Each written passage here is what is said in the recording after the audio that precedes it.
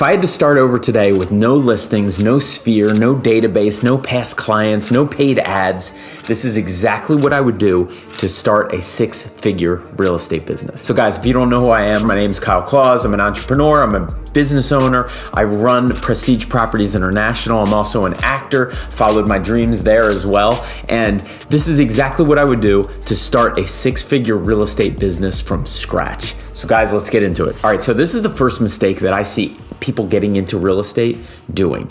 They don't have the correct mindset. Mindset's everything. That starts everything. So they're not thinking of deals. Instead, they're thinking about commissions and money. They're treating it more of like a side hustle.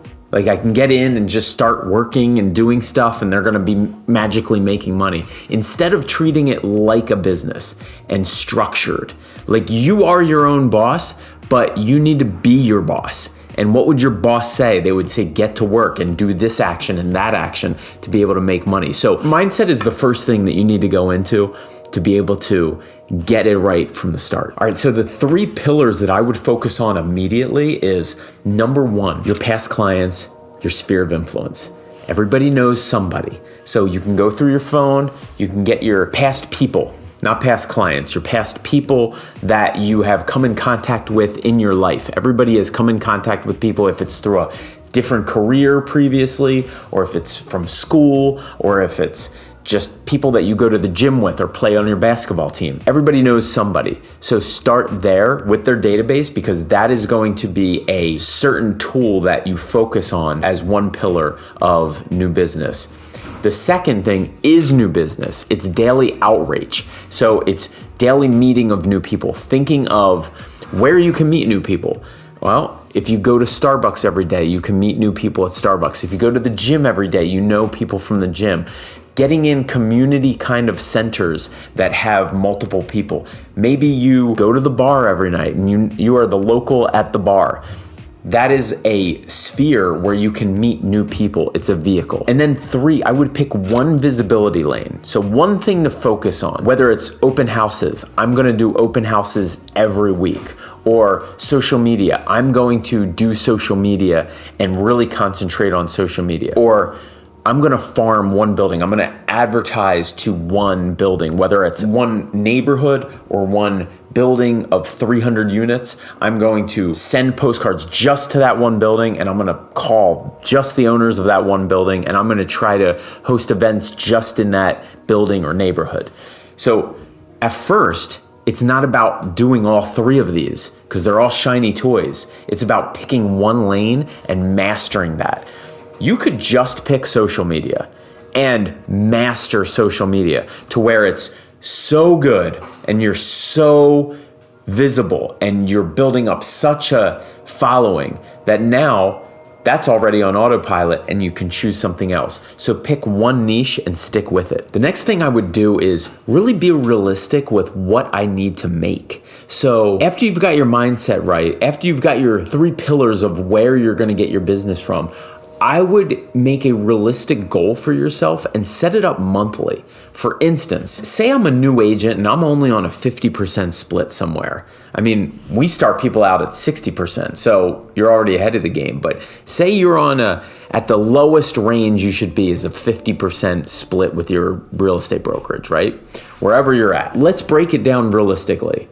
First of all, think of your budget. That's where everything starts. So maybe you've got a lot of expenses. Maybe you're starting a little later in life and you got $10,000 of expenses to just pay your bills or lifestyle before you start going in the green to be able to invest more money. So say it's $10,000. Okay, well, even if it is, then what is my average price point in the area that I'm looking to work? Right? So let's just say it's $500,000 is pretty much the median lower price range conservatively of what I'm always going to sell if I sell something. Now, at the lowest price commission, let's say conservatively again, you're at 2% on a deal. You know, you're working with buyers and unfortunately the seller is only offering out 2%.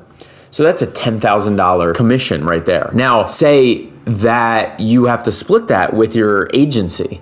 So now you do a deal for $500,000, you make a $10,000 commission, and you're splitting that at first because you're a newer agent and you're making $5,000 off of it. Well, then you know that you need to do 2 deals a month to be able to make that 10,000 nut that you need.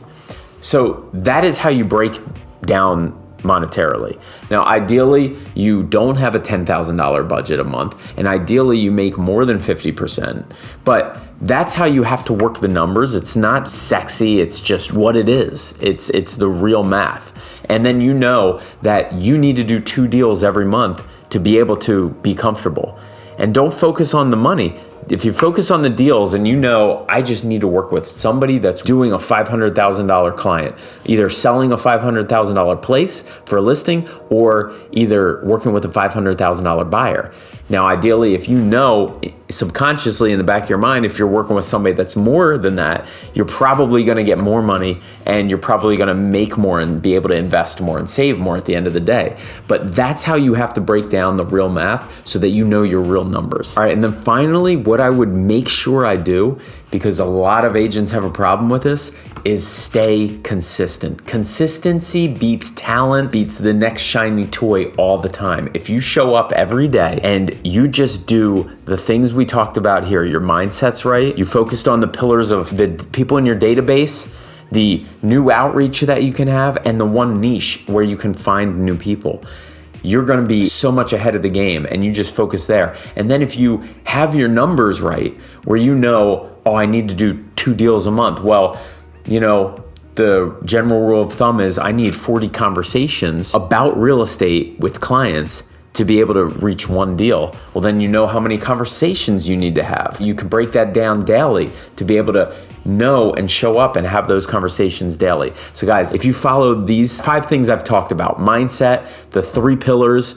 of where you get your business from, and the breaking down of numbers, you're gonna be fine, and you can do this and easily tweak certain areas. Once you mastered the niche of where you need to be, you can go into another niche. Once you have experience, you're probably gonna go from a 50 to a 60% commission split with your company, or a 70, or even an 80. So your payment's gonna go up from there, and you're just gonna go up from there. This is what I would do if I was starting from scratch to make a 6-figure real estate business. All right, guys, I hope this helped.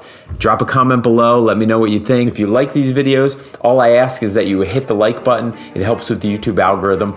Subscribe if you have not done so already, if you like real estate finance tips and tricks, and we'll see you on the next one. Peace.